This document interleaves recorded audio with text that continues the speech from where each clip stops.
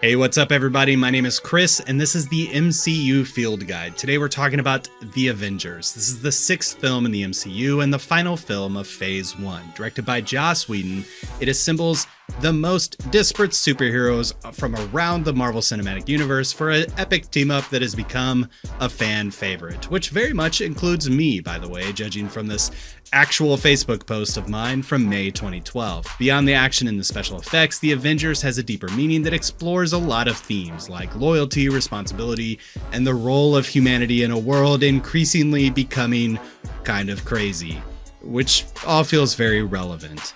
In this video, we're going to dive into that plot, we're going to look at the Easter eggs, we're going to call out the character development, and the overall message to provide that comprehensive overview and understanding of this iconic film. So sit back, grab your Iron Man helmet, and let's get started.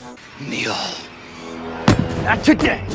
The film opens up with Loki speaking to an overacting other, who's played by this guy, by the way, from Buffy and Angel. In exchange for retrieving the Tesseract from Earth, the other, which is his name, offers an army which can help Try to take over the world. The Tesseract, a powerful energy source, first seen powering Hydra weapons in Captain America, the first Avenger, is being studied at a remote research facility led by Eric Selvig. Starting out of the gate with throwing a cocktail of characters and concepts together from 3 different films is exemplary of how Feige would reward the viewers for having stayed up to date with the MCU so far, and also trains us to spend all of our time and money in the future.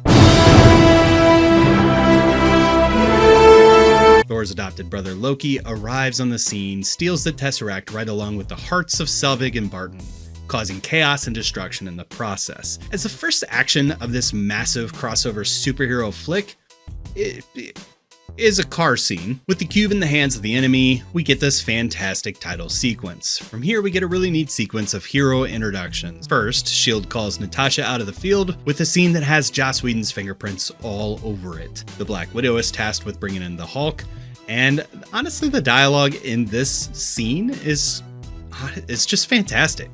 Well, I don't every time get what I want. Cut to Fury interrupting Cap's very expensive workout routine, and the soldier quickly signs on with casual reluctance after hearing the cause of the situation is the Tesseract. Is there anything you can tell us about the Tesseract that we ought to know now? You should have left it in the ocean. And I've always loved this cut right after. I thought for years after watching this film that was a very clever writing moment, but it turns out this was just a happy accident in the editing room. Iron Man is wrapping up a project to create sustainable, clean, and safe energy source, which he's currently testing on his high-rise. He's approached by Coulson with the mission report, and Tony somehow shows more reluctance than even the Hulk to come help, but after getting teased about his reward, he's all in. Square deal, flash safe. After blowing all of the comic fans' minds, Cap, Banner, and Natasha get the sit rep and begin their various jobs.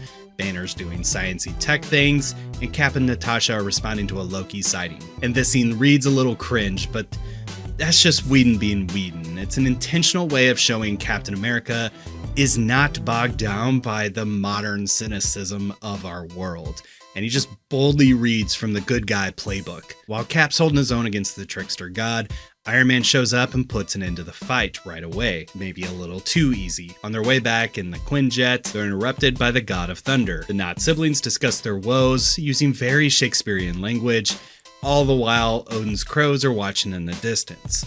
Iron Man, not one to be shown up, heads out to get Goldie Brows to stand down, and Cap slowly makes his way out too. I really enjoy this sequence, and I read this less as a judge of power levels and powers rock, paper, scissors, and more of a read on the current state of these characters.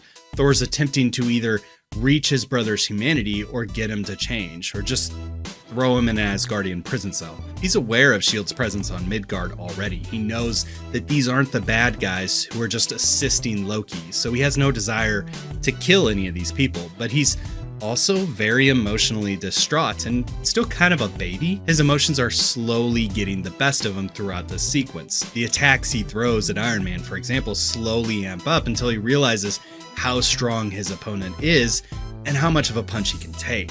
Iron Man, on the other side, did his homework. He knows what Thor is capable of, and, yet still dives headfirst like the rogue warrior he is. His attacks equally ramp up, and judging from the shock he takes from Thor, it's an interesting moment to see how Tony learns from his past.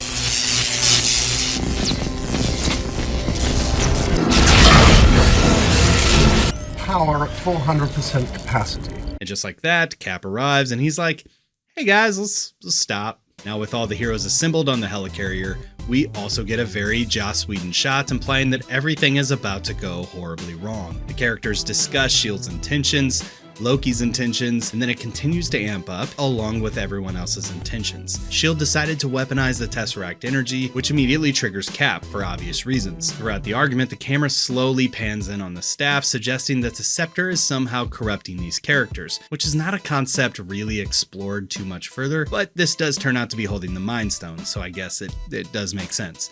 A lot of people do criticize Loki's plans, I've seen that for years, and while it is far-fetched, I do think that's undercutting what very well could have happened here. Being a high-ranking S.H.I.E.L.D. operative, Barton and the leading S.H.I.E.L.D. scientist would have been privy to a lot of intel on S.H.I.E.L.D. and Nick Fury, and then obviously the Avengers initiative then. So the plan they hatched was to cause all of this chaos, separating the team before they would ever really become a team. Cue the arrival of Hawkeye though. He's there to shoot the impossible shot, and then the bad guys get on the ship. With all of this chaos ensuing, a hulked out Banner begins to rage against the machine, which brought him into this mess in the first place. Meanwhile, Iron Man and Cap go work together to fix the busted engine. Thor then moves to finish the fight against Hulk, and we get some fantastically filmed fun between the two. However, the fight does conclude with Hulk jumping off the carrier to smash a jet mid-flight. Cap and Iron Man save the carrier, but in the chaos, Loki kills Coulson.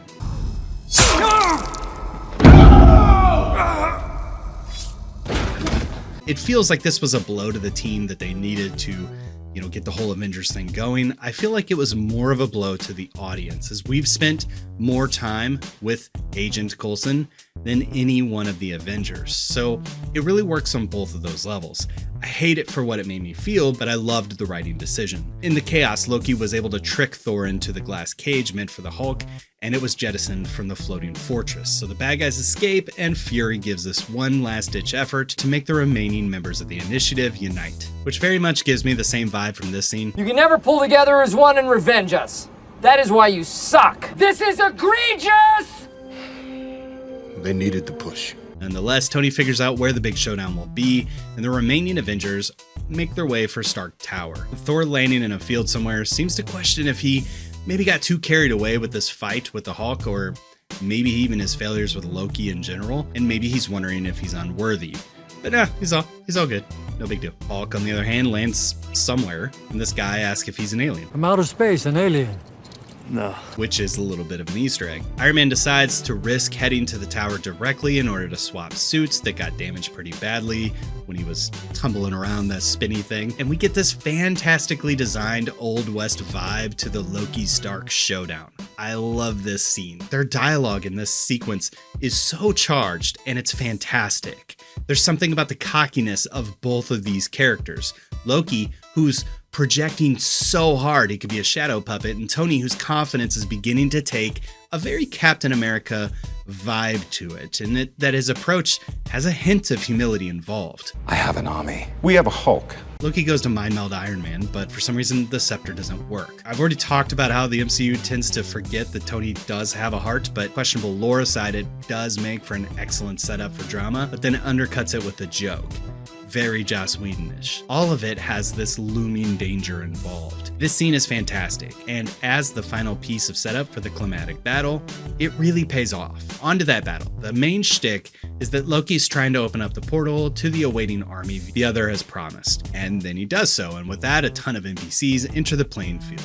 Now, typically in these field guides, I've kind of made some pew-pew jokes and then just move on after we get to these big battle sequences, but there is some love poured into every frame of this whole end sequence. This type of third act giant battle is exceptionally hard to pull off, and even some of the best animated comic hero shows have a hard time capturing the thrill of the bridging concurrent highlights across a single battlefield. But the Avengers Battle for New York, in my mind, is the gold standard for how these scenes should work. Something I might add I actually don't think the MCU has yet to top. One of the reasons this is so strong is due to how they gave a real sense of location and perspective. There's levels of verticality that they worked with to create this battle. The street level, mostly meant for the hand-to-hand or mid-range combat and saving Chrissy Seaver. Then there's the air battle, which has multiple characters fighting flying enemies. And then there's the rooftop, mainly used for support, and then the key fights. In addition to verticality, they block off a perimeter around Stark Tower, meaning that there's a clear and present danger in the epicenter, and moments to breathe as they pick off outliers. The film's ability to weave between these connected locations to show these moments and events was absolutely mind-blowing for me the first time I watched this film, and every time I've watched it since, I've been reminded at just how impressive this whole thing is. Not to mention this absolutely fantastic shot in which all the heroes are taking a beat to reanalyze the new battleground. Nevertheless, pew pew pew, bang, pew pew pew, pop, pew pew pew, pew, set up for a future movie. I'm always angry. Loki is defeated by Hawk, and I watched this fantastic behind-the-scenes thing about the shot. Tom didn't want to know at which point they would drag the floor out from under him because he didn't want to brace for that. He wanted it to really seem like it was a shock. So this really is pure shock because he didn't know at which point the rug would get pulled out from under him.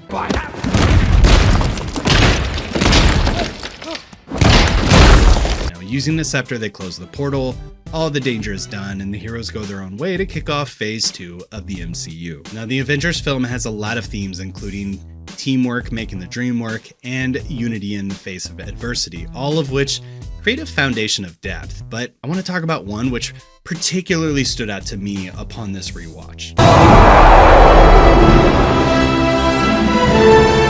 In a film showcasing an intergalactic hive mind army, a frost giant pretending to be a god of tricks or whatever, and Thanos the Mad Titan himself, somehow the most evil presence in this film are 4 boomers with the ability to send a nuclear warhead into the heart of downtown Manhattan, effectively killing hundreds of thousands of people instantly and potentially injuring 2 to 3 times more.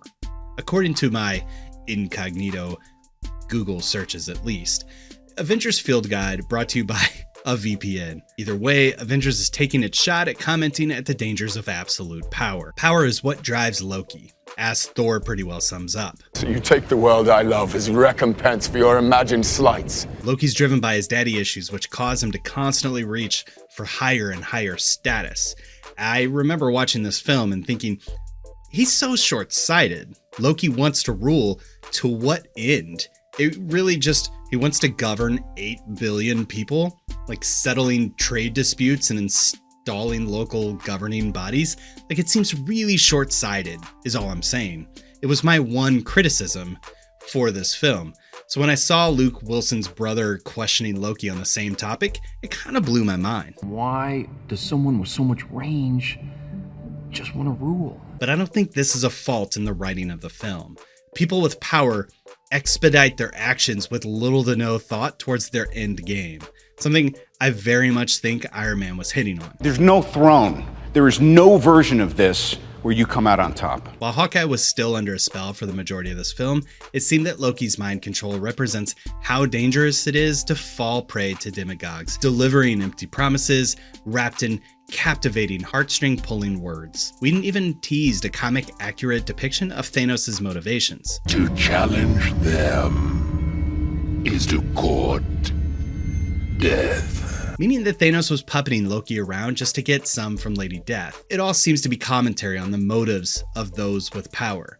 The heroes aren't immune to this themselves. Banner's source of power is absolutely something that everybody should fear, at least back then. Thor similarly loses sight to his duty in order to just duke it out with a couple of humans.